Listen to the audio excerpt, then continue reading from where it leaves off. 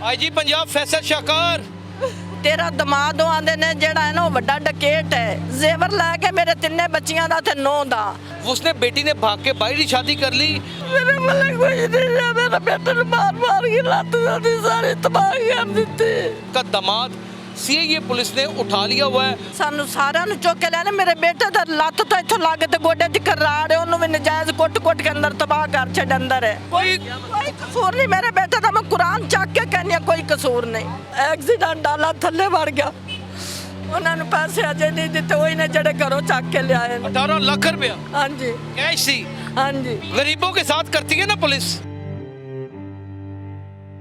नाज़रीन, उर्दू वायरल से मैं यासिर शमून खान आपकी खिदमत में हाजिर हूँ। इस वक्त दो खवातीन डिस्ट्रिक्ट जेल के बाहर खड़ी हैं। दोनों ही हमारी माओ के बराबर हैं। ये तो हमारी दादी के बराबर हैं और ये हमारी माँ जैसी हैं। किस मुश्किल में, किस तकलीफ़ में इनका दामाद सीआईए पुलिस ने उठा लिया हुआ है और वो जेल के अंदर है इस वक्त। और वो टोटल झूठा पर्चा, कोई लेना देना ही नहीं। और जब इनको उठाने के लिए क्या हुआ इनके साथ, इनसे बात करते हैं। अस्सलाम वालेकुम मम्मी।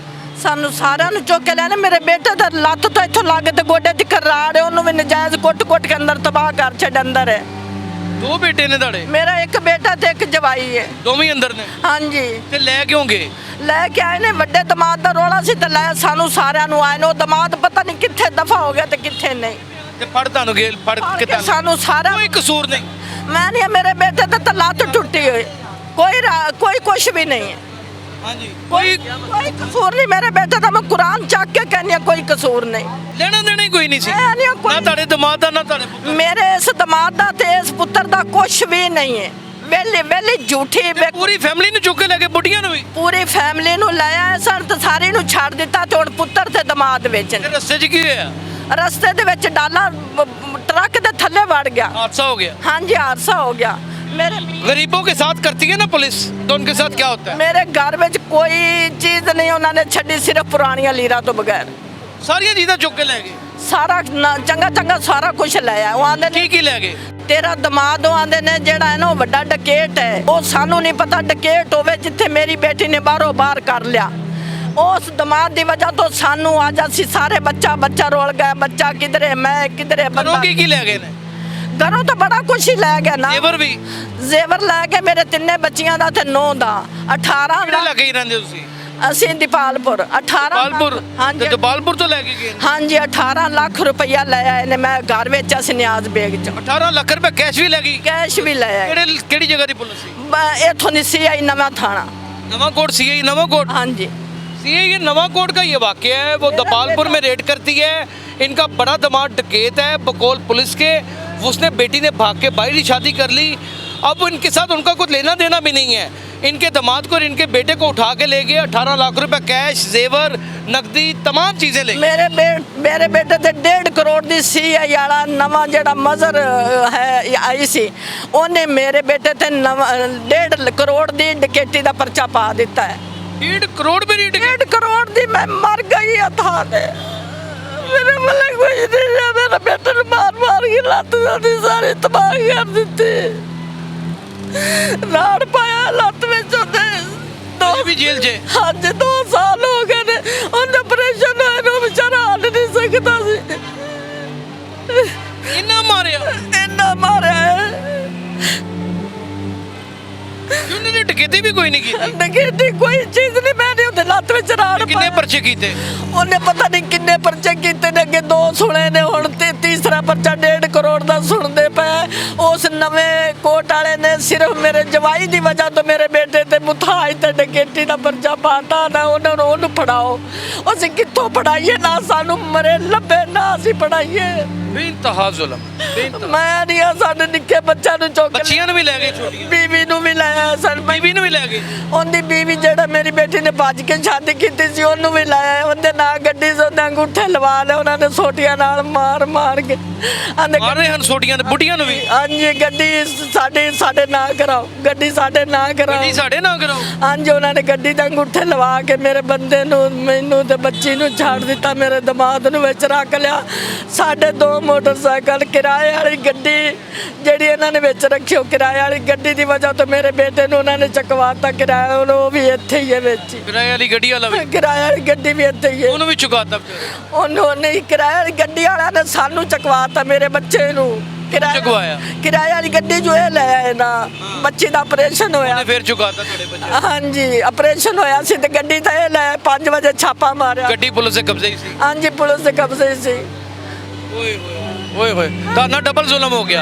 नाज़रीन इनके साथ ये हुआ कि इनका बड़ा दामाद जो था वो कभी डकैत था, वो उसने भाग के बेटी ने शादी की, इनसे कोई ताल्लुक नहीं था, कोई वास्ता नहीं था। नवाकोट पुलिस ने दीपालपुर में रेड की, किसी इन्फॉर्मेशन के तहत की होगी, वो बंदा तो मिला नहीं। दूसरा दामाद पकड़ लिया, फिर ये दामाद को छुड़वाने के लिए गाड़ी लेकर के आए, जब पूरी फैमिली को इन्होंने पकड़ लिया।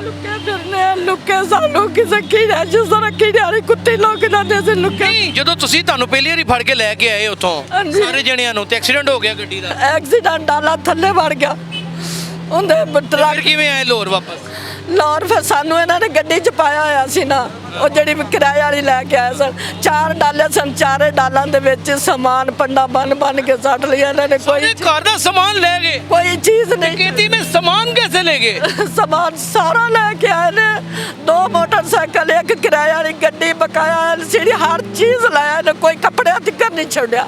ओ ये उसी दिन का वाकया जिस दिन आपको ले ਉਸੇ गए? ਦਿਨ ਦਾ ਵਾਕਿਆ ਅੱਜ ਤਾਲੇ ਲੱਗੇ ਨਾ ਸੀ, ਉਹ ਜਾ ਕੇ ਅੱਡ ਕੇ ਤਾਲੇ ਨਹੀਂ ਖੋਲ ਕੇ ਵੇਖੇ, ਸਾਡੇ ਪੱਲੇ ਕੁਛ ਨਹੀਂ। थानेदार का ना की ਉਹਦਾ ਨਾਂ ਹੈ, ਇੱਕ ਦਾ ਨਾਂ ਹੈ ਕਾਸ਼ਫ ਐਸਾ ਹੀ ਹੈ ਤੇ आशा भैया सिंह। ਹਾਂਜੀ ਤੇ ਇੱਕ ਦਾ ਨਾਮ ਮਜ਼ਹਰ ਹੈ, ਜਿਹਨੇ 1.5 ਲੱਖ ਦਾ ਮੇਰੇ ਬੇਟੇ ਤੇ ਪਰਚਾ ਪਾ ਦਿੱਤਾ। वो पैसे भी देते जो उन्होंने? ਉਹਨਾਂ ਨੂੰ ਪੈਸੇ ਅਜੇ ਨਹੀਂ ਦਿੱਤੇ, ਉਹੀ ਨੇ ਜਿਹੜੇ ਘਰੋਂ ਚੱਕ ਕੇ ਲਿਆਏ ਨੇ। 18 लाख रुपया ਹਾਂਜੀ कैश सी? ਹਾਂਜੀ माँ जी कैश पैसा? ਕੈਸ਼ ਪੈਸਾ ਮੈਂ ਇੱਥੋਂ ਘਰੋਂ ਜਿਹੜੀ ਜਗ੍ਹਾ ਘਰ ਵੇਖਿਆ ਵੇਚਿਆ ਸੀ ਮਕਾਨ, ਉਹ ਮੈंने ਜਾ ਕੇ ਰੱਖਿਆ, ਮੇਰੀ ਰਜਿਸਟਰੀ ਆ। ਜਦ ਸੋਨਾ ਕਿੰਨਾ ਸੀ? ਸੋਨਾ ਮੇਰੇ ਬੱਚਿਆਂ ਤਿੰਨਾਂ ਦਾ ਬੱਚਿਆਂ ਦਾ ਸਣ ਕੰਨਾਂ ਦੇ ਬੱਚਿਆਂ ਦੇ ਨਾਲ ਬਦਤਮੀਜ਼ੀ ਨਹੀਂ ਕੀਤੀ? ਨਹੀਂ ਬਦਤਮੀਜ਼ੀ ਨਹੀਂ, ਬੱਚੀ ਨੂੰ ਉਸ ਨੂੰ ਮਾਰਿਆ ਜਿੰਦੇ ਨਾਂ ਗੱਡੀ ਸੀ, ਜਿੰਦੇ ਅੰਗੂਠੇ ਲਵਾਏ ਨੇ। ਉਸ ਬੱਚੀ ਨੂੰ ਸੋਟੀਆਂ ਨਾਲ ਬੜਾ ਮਾਰਿਆ, ਮੈਨੂੰ ਮਾਰਿਆ, ਮੇਰੇ ਮੀਆਂ ਨੂੰ। बंदे मारते रहे? ਮੇਰੇ ਹਾਂਜੀ ਬੰਦੇ ਮਾਰਦੇ ਨੇ। नाज़रीन बड़ी क़यामत खेज खड़ी है। मैं एक माँ को जेल के बाहर इस तरह तड़पते देख रहा हूँ, दीपालपुर की रहने वाली है। आपका क्या तरीकाकार है ये रेड का? ख़वातीन को क्यों उठाया? उनके घर में अगर कोई डकैत था भी तो उस डकैत के ऊपर रेड करते। ਸਾਨੂੰ ਪਤਾ ਵੀ ਨਹੀਂ ਕਿੱਥੇ ਮਰ ਗਿਆ ਕੁੱਤਾ, ਸਾਨੂੰ ਨਹੀਂ ਪਤਾ। ਉਹਨਾਂ ਨੂੰ ਮਾਰ ਕੇ ਤਬਾਹ ਕਰ ਦਿੱਤਾ। ਮੇਰੇ ਬੇਟੇ ਦੀ ਲੱਤ ਤੋਂ ਮੁਤਾਜ ਜਿਹੜਾ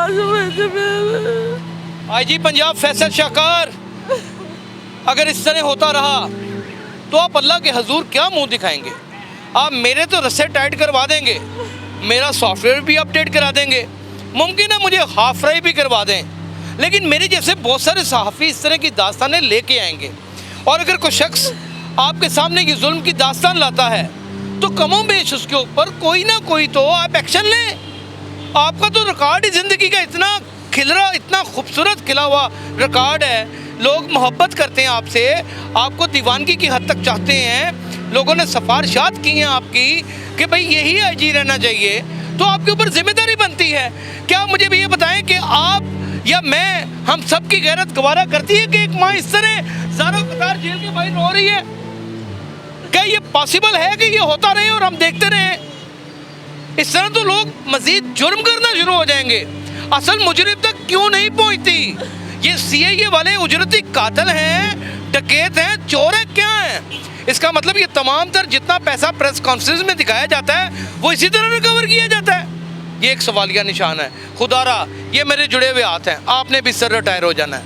मैं आपको पर्सनली तौर पे मिला भी हुआ हूँ और मैंने आपको देखा भी हुआ है। आप तो इतने पढ़े लिखे नफीस अफसर हैं, मैं किसी के आगे क्या दुहाई दूँ? आप प्लीज़ इनके ऊपर कोई एक्शन लें, किसी ना किसी तरीके से ये नवाकोट का ये ख़वातीन की वीडियो निकालें, उनको रिपोर्ट करें, बताएं उनको, बुलाएं उनको कि ये सब कुछ क्या हुआ है। वो खुद ही इनको बुला के पेश कर देंगे। आपके लिए बुलाना कौन सा मसला है? इनको इंसाफ दिलाते हैं। अल्लाह आपके वक़ार में इजाफा करे। अपना बहुत ख्याल रखिएगा। अल्लाह हाफ़िज़।